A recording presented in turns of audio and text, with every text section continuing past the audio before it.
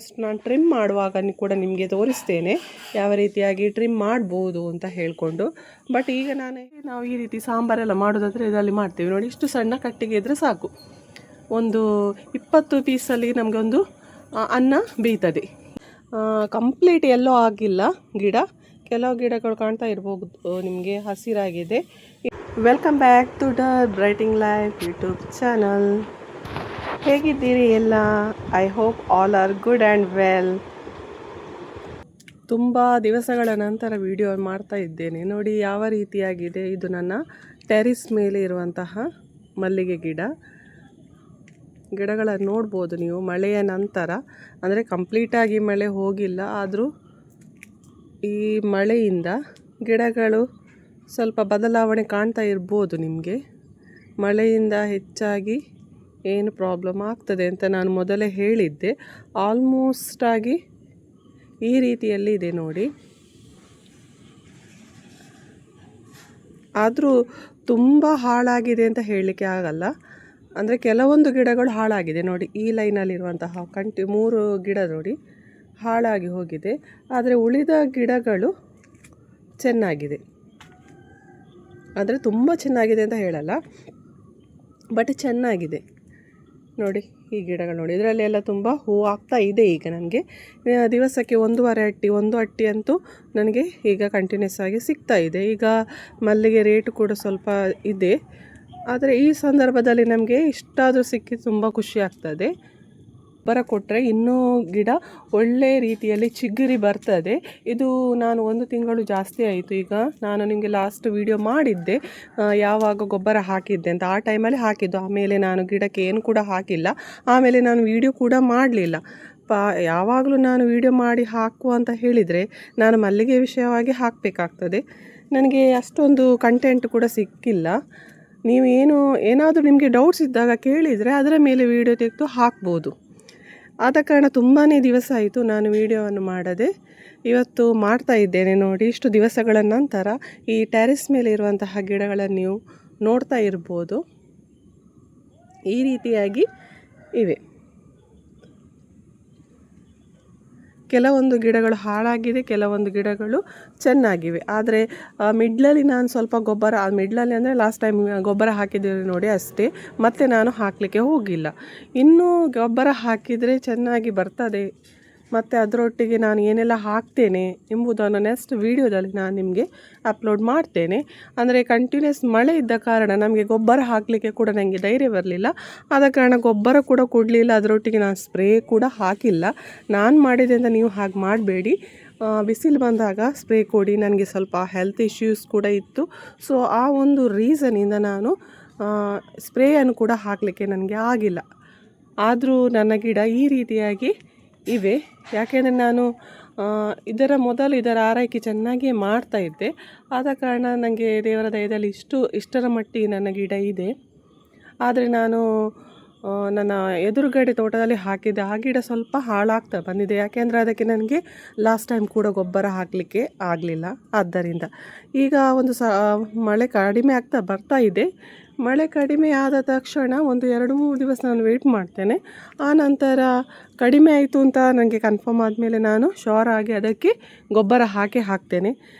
ಗೊಬ್ಬರ ಹಾಕ್ತೇನೆ, ಅದರೊಟ್ಟಿಗೆ ಟ್ರಿಮ್ಮನ್ನು ಕೂಡ ಮಾಡ್ತೇನೆ. ಆ ವಿಡಿಯೋ ಕೂಡ ನಿಮಗೆ ಮುಂದೆ ಸಿಗ್ಬೋದು. ಅದನ್ನು ನಾನು ಅಪ್ಲೋಡ್ ಮಾಡ್ತೇನೆ.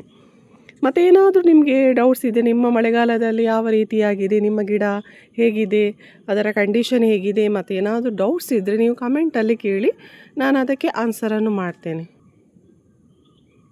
ಈಗ ಸ್ವಲ್ಪ ಮಳೆ ಕಡಿಮೆ ಇತ್ತು, ಆದ ಕಾರಣ ಇದನ್ನು ವಿಡಿಯೋ ಮಾಡ್ತಾ ಇದ್ದೆ ನೋಡಿ. ಈ ರೀತಿಯಾಗಿ ಆಗ್ತಾ ಬಂದಿದೆ. ಕಂಪ್ಲೀಟ್ ಎಲ್ಲೋ ಆಗಿಲ್ಲ ಗಿಡ. ಕೆಲವು ಗಿಡಗಳು ಕಾಣ್ತಾ ಇರ್ಬೋದು ನಿಮಗೆ ಹಸಿರಾಗಿದೆ. ಇನ್ನು ಕೆಲವು ಗಿಡಗಳು ಎಲ್ಲೋ ಶೇಡ್ಗೆ ಬಂದಿದೆ, ಎಲ್ಲೋಗೆ ಟರ್ನ್ ಆಗಿದೆ.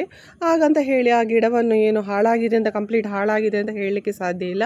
ಅದಕ್ಕೆ ಸರಿಯಾದ ಗೊಬ್ಬರ, ಸ್ಪ್ರೇ ಮತ್ತು ಏನೆಲ್ಲ ಮೆಡಿಸಿನ್ ಹಾಕ್ತೇನೆ ನೋಡಿ. ಅದನ್ನು ಕೊಟ್ಟ ನಂತರ ಅದರ ಕಂಡೀಷನ್ ಚೇಂಜಸ್ ಆಗ್ತದೆ. ಕೆಲವೊಮ್ಮೆ ನೋಡಿ ಈ ರೀತಿ ಸತ್ತಿದೆ ಅಂತ ನಾವು ತಿಳ್ಕೊಳ್ತೇವೆ ಆ ಗಿಡಕ್ಕೆ ಕೂಡ ಒಮ್ಮೆ ನಾವು ಹಾಗಂತ ತೆಗೆದು ಬಿಸಾಡಬಾರ್ದು. ಅಂಥ ಗಿಡವನ್ನು ಕೂಡ ನಾವೇನು ಮಾಡ್ಬೋದು, ರೀಪಾಟಿಂಗ್ ಮಾಡ್ಬೋದು, ಅಥವಾ ನಾವು ಗೊಬ್ಬರ ಎಲ್ಲ ಹಾಕಿ ಒಮ್ಮೆ ನೋಡಬೇಕು. ಆಮೇಲೆ ಕೂಡ ಅದು ಸರಿಯಾಗಿಲ್ಲ, ಅದಕ್ಕೆ ಜೀವ ಬರ್ತಾ ಇಲ್ಲ ಅಂತ ಇದ್ದಾಗ ಮಾತ್ರ ನಾವು ಅದನ್ನು ತೆಗೆದು ಬಿಸಾಡ್ಬೋದು. ಅದರ ಬದಲು ಬೇರೆ ಗಿಡವನ್ನು ಅಲ್ಲಿ ಹಾಕ್ಬೋದು. ಇದಿಷ್ಟು ನನ್ನ ಟ್ಯಾರಿಸ್ ಮೇಲೆ ಇರುವಂತಹ ಗಾರ್ಡನ. ಮಲ್ಲಿಗೆ ಸಣ್ಣ ಒಂದು ತೋಟ. ಹೇಗಿದೆ ಅಂತ ಹೇಳಿ, ಮತ್ತು ನಿಮ್ಮ ತೋಟ ಕೂಡ ಹೇಗಿದೆ, ಈ ಮಳೆಗಾಲದಲ್ಲಿ ಅದನ್ನು ಹೇಗೆ ಪ್ರೊಟೆಕ್ಟ್ ಮಾಡಿದ್ರಿ. ನನಗೆ ಗೊತ್ತಿಲ್ಲದಂತಹ ವಿಷಯ ನಿಮ್ಗೆ ಏನಾದರೂ ಗೊತ್ತಿದ್ದರೆ ದಯವಿಟ್ಟು ಅದನ್ನು ಕಮೆಂಟಲ್ಲಿ ಹಾಕಿ, ನನಗೆ ಕೂಡ ಉಪಯೋಗಕ್ಕೆ ಬರ್ಬೋದು. ನೋಡಿ, ಇದು ನನ್ನ ಅಂಗಳದಲ್ಲಿರುವಂತಹ ಗಿಡ. ಈ ಗಿಡಗಳು ಈ ರೀತಿಯಾಗಿದೆ. ಇದಕ್ಕೆಲ್ಲ ಒಂದೇ ಟೈಮಲ್ಲಿ ನಾನು ಗೊಬ್ಬರ ಕೊಟ್ಟಿದ್ದೆ. ನೋಡಿ, ಈ ರೀತಿಯಾಗಿ ಕಾಣ್ತಾ ಇದೆ ನೋಡಿ. ಇದು ನಾನು ಸಂಜೆ ವಿಡಿಯೋ ಮಾಡ್ತಾ ಇರುವ ಕಾರಣ ಅಷ್ಟು ಕ್ಲಾರಿಟಿ ಸಿಗಲಿಕ್ಕಿಲ್ಲ. ನೋಡಿ, ಈ ಗಿಡಗಳು ನೋಡಿ ಬುಷ್ ಆಗಿ ಬೆಳೆದಿದೆ, ಉದ್ದಕ್ಕೆ ಅಂದರೆ ಅಡ್ಡದಿಡ್ಡಿಯಾಗಿ ಬೆಳೆದಿದೆ ಅಂತ ಹೇಳ್ಬೋದು. ಇದನ್ನು ನಾವು ಒಂದು ಶೇಪಿಗೆ ಕೊಡಬೇಕಾಗ್ತದೆ. ಇದನ್ನು ನೆಕ್ಸ್ಟ್ ನಾನು ಟ್ರಿಮ್ ಮಾಡುವಾಗ ಕೂಡ ಹೇಳಿಕೊಂಡು, ಬಟ್ ಈಗ ನಾನು ಹೇಳಿದ್ದೇನೆ ಇದರ ಮೊದಲೇ, ನಾನು ಮಳೆ ಮುಗಿಯದೆ ಏನನ್ನು ಕೂಡ ಮಾಡಲಿಕ್ಕೆ ಹೋಗುವುದಿಲ್ಲ ಅಂತ ಹಾಗೆ ಬಿಟ್ಟಿದ್ದೇನೆ. ನೋಡಿ, ತುಂಬ ಗಿಡಗಳು ಈ ರೀತಿಯಾಗಿ ಆಗಿವೆ. ಈಗ ಅದನ್ನು ಕೂಡ ನನಗೆ ಟ್ರಿಮ್ ಮಾಡಲಿಕ್ಕೆ ಇದೆ. ಇನ್ನು ಮಳೆ ಕಡಿಮೆ ಆಯಿತು. ಇನ್ನು ಕೆಲವರು ಕೇಳ್ತಾ ಇದ್ರು, ಮೇಡಮ್ ಯಾವಾಗ ಟ್ರಿಮ್ ಮಾಡ್ಬೋದು ಅಂತ ಗಿಡವನ್ನು. ಈಗ ಟ್ರಿಮ್ ಮಾಡ್ಬೋದು ಅಂತ ಕಾಣಿಸ್ತದೆ. ಅಂದರೆ ನೀವು ನೋಡಿ ನಿಮ್ಮ ಕಡೆ ಹೇಗೆ ಇದೆ ಅಂತ ಮಳೆ. ನಮ್ಮ ಕಡೆ ಸ್ವಲ್ಪ ಮಳೆ ಕಡಿಮೆ ಆಗಿದೆ, ಅಂದರೆ ಕಂಟಿನ್ಯೂಸ್ ಮಳೆ ಏನಿಲ್ಲ, ಸ್ವಲ್ಪ ಸ್ವಲ್ಪ ಬರ್ತಾ ಇರ್ತದೆ. ಅದು ದೊಡ್ಡ ಏನು ನಮಗೆ ಪ್ರಾಬ್ಲಮ್ ಆಗೋದಿಲ್ಲ. ಇನ್ನು ಟ್ರಿಮ್ ಮಾಡ್ಬೋದು. ಗೊಬ್ಬರ ಹಾಕದವರು ದಯವಿಟ್ಟು ಗೊಬ್ಬರವನ್ನು ಹಾಕಿ, ಇಲ್ಲದ ಗಿಡ ಸಂಪೂರ್ಣವಾಗಿ ಹಾಳಾಗುವ ಚಾನ್ಸಸ್ ಕೂಡ ಇರ್ತದೆ. ನೋಡಿ, ಇದು ನಾನು ಮಾಡಿದಂತಹ ಗಿಡ ಇಷ್ಟು ದೊಡ್ಡದಾಗಿದೆ, ಇಷ್ಟು ದೊಡ್ಡದಾಗ್ತಾ ಬಂದಿದೆ. ಇದರ ನಡುವೆ ಇದು ದೊಡ್ಡ ಪಾಟಲ್ಲಿ ಇಟ್ಟಿದ್ದೇನೆ. ಇದರಲ್ಲಿ ಸ್ವಲ್ಪ ಮಲ್ಲಿಗೆ ಆಗ್ತಾ ಇತ್ತು, ಆದರೆ ಒಳಗೆ ಇಟ್ಟದರಲ್ಲಿ ಮಲ್ಲಿಗೆ ಆಗ್ತಾ ಇರಲಿಲ್ಲ. ಯಾಕೆಂದರೆ ಅದಕ್ಕೆ ಬಿಸಿಲಿಲ್ಲ, ಆದ ಕಾರಣ. ಇದಕ್ಕೆ ಸ್ವಲ್ಪ ಬಿಸಿಲು ಬೀಳ್ತದೆ, ಆದ ಕಾರಣ ಸ್ವಲ್ಪ ಇದರಲ್ಲಿ ಹೂವು ಆಗ್ತಾ ಇತ್ತು ಈ ಗಿಡದಲ್ಲಿ. ಇದು ಕೆಳಗೆ ಗ್ರೋ ಬ್ಯಾಗಲ್ಲಿ ಇಟ್ಟದ್ದು. ಇದು ಇನ್ನೂ ಸ್ವಲ್ಪ ಗಿಡಗಳು ನಾನು ಮಾಡಿದ್ದು. ಇದನ್ನು ತೋರಿಸಿದೆ ಲಾಸ್ಟ್ ಟೈಮ್ ನಾನು ಮಾಡಿದ ಗಿಡ ಅಂತ. ಇಷ್ಟು ದೊಡ್ಡದಾಗ್ತಾ ಬಂದಿದೆ ನೋಡಿ. ಈಗ ನಾನು ಅದರಲ್ಲಿ ಈಗ ನಿಮಗೆ ಟೆರೆಸ್ ಮೇಲೆ ತೋರಿಸಿದೆ ಕೆಲವೊಂದು ಗಿಡ ಹಾಳಾಗಿದೆ ಅಂತ. ಅದನ್ನು ನೋಡ್ತೇನೆ ಸರಿ ಆಗ್ತದಂತ. ಸರಿ ಆಗಿಲ್ಲ ಅಂದರೆ ಅಲ್ಲಿ ರೀಪ್ಲೇಸ್ ಮಾಡ್ತೇನೆ ಅದನ್ನು. ಇದು ನೋಡಿ, ಕರಿಮೆಣಸಿನ ಗಿಡ. ಲಾಸ್ಟ್ ಟೈಮ್ ತೋರಿಸಿದೆ ನಿಮಗೆ, ಬುಷ್ ಆಗಿ ಬೆಳೆಯುವಂತಹ ಕರಿಮೆಣಸಿನ ಗಿಡ ಅಂತ. ನೋಡಿ, ಇದರಲ್ಲಿ ಈ ರೀತಿಯಾಗಿ ಕಾಯಿ ಬಿಟ್ಟಿದೆ. ತರುವಾಗಲೇ ಇತ್ತು ಸ್ವಲ್ಪ ಕಾಯಿ, ಆದರೆ ಈಗ ಸ್ವಲ್ಪ ದೊಡ್ಡದಾಗ್ತಾ ಬಂದಿದೆ ಅಷ್ಟೇ. ಗಿಡ ಕೂಡ ಸ್ವಲ್ಪ ಜೀವ ಹಿಡ್ದಿದೆ. ಇದು ಎಷ್ಟು ದೊಡ್ಡದಾಗಿದೆ. ನಾನು 4 ಗಿಡ ತಂದಿದ್ದೆ. ಇದರಲ್ಲಿ ನಿಮಗೀಗ 3 ಗಿಡ ಕಾಣ್ತಾ ಇರ್ಬೋದು. ಒಂದು ಗಿಡ ಏನು ಅಷ್ಟು ಒಳ್ಳೆಯದಾಗಿಲ್ಲ, ಅಂದರೆ ಅದರ ಎಲೆಗಳು ಉದುರಿ ಹೋಗಿದೆ. ಅದು ಏನು ಪ್ರಾಬ್ಲಮ್ ಅಂತ ನನಗೆ ಸಹ ಅರ್ಥ ಆಗಿಲ್ಲ. ಅದನ್ನು ಹಾಗೆ ಇಟ್ಟಿದೆ, ಅದನ್ನು ಸ್ವಲ್ಪ ಸಪ್ರೇಟಾಗಿ ಇಟ್ಟಿದ್ದೇನೆ, ಸ್ವಲ್ಪ ಬಿಸಿಲು ಬೀಳಲಿ ಅಂತ. ಇಲ್ಲಿ ತಂದಿಟ್ಟಿದ್ದೇವೆ ನೋಡಿ, ಈ ರೀತಿಯಾಗಿದೆ. ಇದು ಸ್ವಲ್ಪ ಬಾಡಿ ಹೋಗಿದೆ, ಗೊತ್ತಿಲ್ಲ ಏನು ಅಂತ. ನೋಡುವ ಅದು ಒಳ್ಳೆಯದಾಗ್ತದೆ ಇಲ್ವಂತ ನೋಡಬೇಕು. ಇನ್ನು ಉಳಿದ 3 ಗಿಡಗಳು ಈ ರೀತಿಯಾಗಿ ಒಳ್ಳೆ ರೀತಿಯಾಗಿ ಬೆಳೀತಾನೆ ಇವೆ.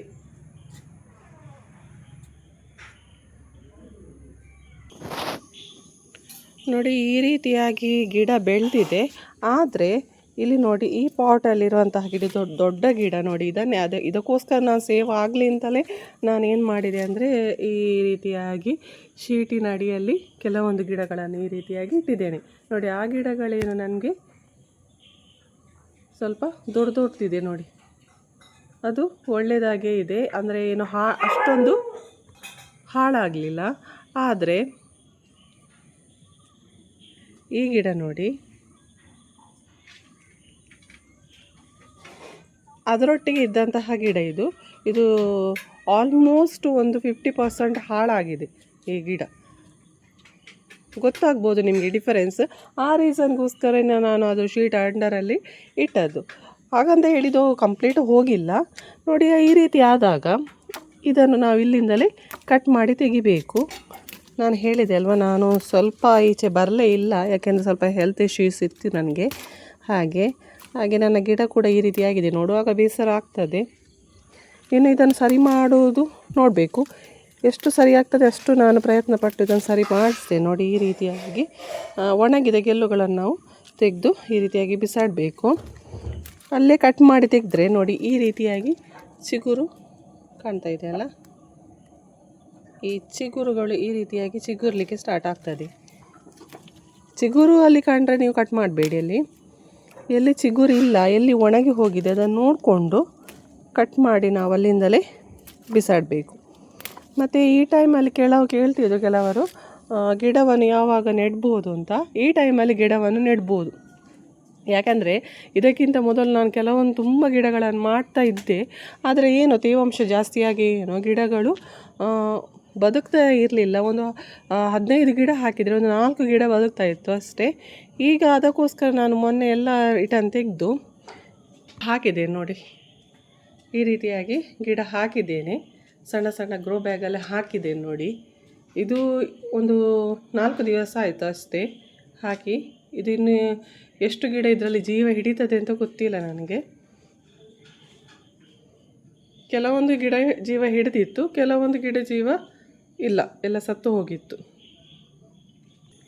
ಇನ್ನು ಮಳೆ ಮುಗಿದ ನಂತರ ಯಾವ ರೀತಿಯಾಗಿ ಗಿಡವನ್ನು ನೋಡ್ಕೋಬಹುದು ಮತ್ತು ಯಾವ ರೀತಿ ಅದನ್ನು ನಾವು ಮತ್ತೆ ನಮ್ಮ ಹಿಂದೆ ಹೇಗಿತ್ತು ಗಿಡ ಆ ರೀತಿಯಾಗಿ ಮಾಡಬೇಕು ಎಂಬುದನ್ನು ನಾನು ಮುಂದಿನ ವೀಡಿಯೋಸ್ಗಳಲ್ಲಿ ಅಪ್ಲೋಡ್ ಮಾಡ್ತಾ ಹೋಗ್ತೇನೆ.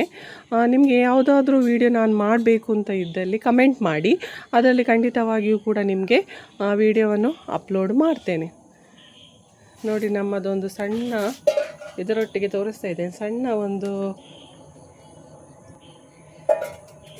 ಸಣ್ಣ ಒಲೆ ಕಾಣ್ತಾ ಇದೆ. ಇದು ಒಂಥರ ಗ್ಯಾಸ್ ಸ್ಟವಲ್ಲಿ ಇರ್ಬೋದು ಕೆಲವರ ಮನೆಯಲ್ಲಿ. ಈ ಸಲ ಸ್ವಲ್ಪ ನಮಗೆ ಗ್ಯಾಸಿಂದೆಲ್ಲ ಪ್ರಾಬ್ಲಮ್ ಬಂತಲ್ವ, ಆ ಒಂದು ರೀಸನಿಂದ ಇದನ್ನು ನಾವು ಪರ್ಚೇಸ್ ಮಾಡಿದ್ವಿ. ಇದರಲ್ಲಿ ಈಗ ಸಾರು ಮಾಡಲಿಕ್ಕೆ ಇಟ್ಟಿದ್ದಾರೆ. ಈ ರೀತಿಯಾಗಿ ಇದನ್ನು ಹೊರಗೆ ಇಟ್ಟು ನಾವು ಇದಕ್ಕೆ ಇದನ್ನು ಸ್ವಲ್ಪ ಚಾರ್ಜ್ ಮಾಡಬೇಕಾಗ್ತದೆ. ಇದು ಕರೆಂಟಲ್ಲಿ, ಅಂದರೆ ನಾವು ಇದರಲ್ಲಿ ನೋಡಿ ಇಲ್ಲಿ ಅಡ್ಜಸ್ಟ್ಮೆಂಟ್ ಮಾಡುವಂಥದ್ದು. ಇಲ್ಲಿ ಫಾಸ್ಟ್ ಮಾಡಿದರೆ ಅಲ್ಲಿ ಬೆಂಕಿ ಕೂಡ ಜಾಸ್ತಿ ಆಗ್ತದೆ. ನಾವು ಗ್ಯಾಸನ್ನು ಹೇಗೆ ಯೂಸ್ ಮಾಡ್ತೀವಿ ನೋಡಿ ಆ ರೀತಿ ನೋಡಿ, ಇದು ಫಾಸ್ಟ್ ಆಗ್ತದೆ. ಇದನ್ನು ಸ್ಲೋ ಮಾಡಿದ ತಕ್ಷಣ ಎಷ್ಟು ಬೇಕು ನಮಗೆ ಅಷ್ಟು ಉರಿಯಲ್ಲಿ ಅದು ಬೇಯ್ತಾ ಇರ್ತದೆ. ಈ ರೀತಿಯಾಗಿ, ಅಂದರೆ ಇದು ಕೇವಲ ನಾವು ಕರೆಂಟಲ್ಲಿ ಚಾರ್ಜ್ ಮಾಡ್ತೇವಲ್ಲ ಅದರ ಮೇಲೆ ಡಿಪೆಂಡ್ ಆಗಿರುವಂಥದ್ದು. ಮತ್ತು ಸಣ್ಣ ಸಣ್ಣ ಕಟ್ಟಿಗೆ ಹಾಕಿದರೆ ಆಯಿತು. ಇದು ತುಂಬ ಹೆಲ್ಪ್ಫುಲ್ ಆಗಿದೆ ನಮಗೆ. ನಾವು ಅಡಿಗೆ ಎಲ್ಲ ಅಡಿಗೆ ಅಲ್ಲ, ಅನ್ನ ಮತ್ತು ನಾವು ಈ ರೀತಿ ಸಾಂಬಾರೆಲ್ಲ ಮಾಡೋದಾದರೆ ಇದರಲ್ಲಿ ಮಾಡ್ತೇವೆ. ನೋಡಿ ಇಷ್ಟು ಸಣ್ಣ ಕಟ್ಟಿಗೆ ಇದ್ದರೆ ಸಾಕು, ಒಂದು 20 ಪೀಸಲ್ಲಿ ನಮಗೆ ಒಂದು ಅನ್ನ ಬೇಯ್ತದೆ. ಇಂತಹ ಒಂದು 20 ಪೀಸಲ್ಲಿ ಅನ್ನ ಬೇಯ್ತದೆ. ಹಾಗೆ ಸಾರು ಕೂಡ ನಾವು ಮಾಡ್ಬೋದು. ಈ ರೀತಿಯಾಗಿ ಕಟ್ಟಿಗೆಯನ್ನು ನಾವು ಸ್ಟೋರ್ ಇಟ್ಕೊಂಡಿದ್ದೇವೆ ನೋಡಿ ಈ ರೀತಿಯಾಗಿ. ಮತ್ತು ಇದರಲ್ಲಿ ಈ ರೀತಿ ಮಾಡೋದು ಒಳ್ಳೆಯ ಒಂದು, ಮೊದಲೆಲ್ಲ ನಾವು ಯಾವ ರೀತಿಯಾಗಿ ಕಟ್ಟಿಗೆ ಇಟ್ಟು ಒಲೆಯಲ್ಲಿ ಮಾಡ್ತಾ ಇದ್ವಿ ನೋಡಿ ಅದೇ ಫೀಲ್ ಬರ್ತದೆ ನಮಗೆ. ಗ್ಯಾಸ್ ಸ್ಟವ್ ನೋಡುವಾಗ ನಮಗೆ ಗ್ಯಾಸ್ ಸ್ಟವ್ ಹಾಗೆ ಕಾಣ್ತದೆ, ಗ್ಯಾಸ್ ಸ್ಟವ್ವೇ, ಬಟ್ ಇದರಲ್ಲಿ ಗ್ಯಾಸ್ ಇಲ್ಲ. ಚಾರ್ಜ್ ಮಾಡಿದರೆ ಆಯಿತು. ಚಾರ್ಜ್ ಮಾಡೋದು ಇಷ್ಟೇ, ಅದನ್ನು ನಾನೀಗ ತೋರಿಸಿದೆಲ್ಲ ರೆಗ್ಯುಲೇಟರ್, ಆ ರೆಗ್ಯುಲೇಟರಲ್ಲಿ ಫಾಸ್ಟ್ ಮಾಡಲಿಕ್ಕೆ ಅಷ್ಟಕ್ಕೆ ಮಾತ್ರ. ಮತ್ತು ಈ ರೀತಿಯಾಗಿದೆ, ತುಂಬಾ ಸಹಾಯ ಆಗಿದೆ ನಮಗೆ ಈ ಗ್ಯಾಸ್ ಇಲ್ಲದ ಸಂದರ್ಭದಲ್ಲಿ. ಇದೊಂದು ಜಸ್ಟ್ ನಾನು ನಿಮಗೆ ಇಲ್ಲಿ ಗಿಡ ತೋರಿಸ್ತಾ ಇರುವಾಗ ಇದು ಹೊರಗೆ ಇಟ್ಟದ್ದು, ಈ ಒಲೆಯನ್ನು ನಾವು ಇಲ್ಲಿ ಆಗ್ತಾ ಇತ್ತಲ್ಲ ಅದಕ್ಕೋಸ್ಕರ ತೋರಿಸಿದೆ ಅಷ್ಟೇ. ನಿಮ್ಮ ಯಾರ್ದಾದ್ರೂ ಮನೆಯಲ್ಲಿ ಇಂತಹ ಒಲೆ ಇದ್ದರೆ ಕಮೆಂಟಲ್ಲಿ ತಿಳಿಸಿ. ಓಕೆ, ಇದಾಗಿತ್ತು ಇವತ್ತಿನ ವಿಷಯ. ಇನ್ನು ಮುಂದಿನ ವಿಡಿಯೋದಲ್ಲಿ ಸಿಗುವ. Till then take care and bye bye.